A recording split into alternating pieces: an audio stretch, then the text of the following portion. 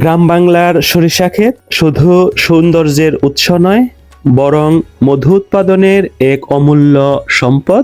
আজ আমরা জানব কিভাবে সরিষার চাষ ও মৌমাছির চাষ একসঙ্গে গ্রামীণ অর্থনীতিতে পরিবর্তন আনছে। সরিষা ফুল শুধু সরিষার ফলন বাড়ায় না, বরং এটি মৌমাছির জন্য প্রাকৃতিক মধুর উৎস।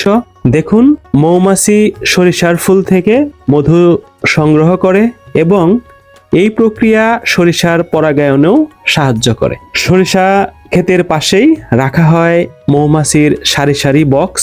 মৌমাছি ফুল থেকে মধু সংগ্রহ করে বক্সে মধু তৈরি করে।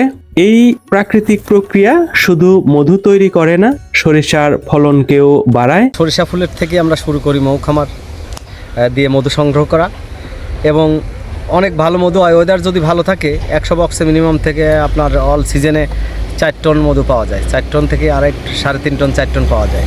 এবং মধুরাও ভালো মানের যদি করা যায়, গ্রেড সম্পূর্ণ করা যায়, তাহলে অনেক কাস্টমার এগুলো আমাদের বাড়ে।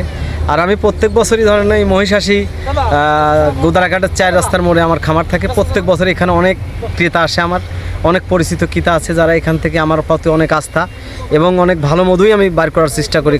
মধু সংগ্রহ করা হয় খুব যত্নের সঙ্গে। মৌচাক থেকে মধু আলাদা করে মেশিনে ছেঁকে বোতলজাত করা হয়।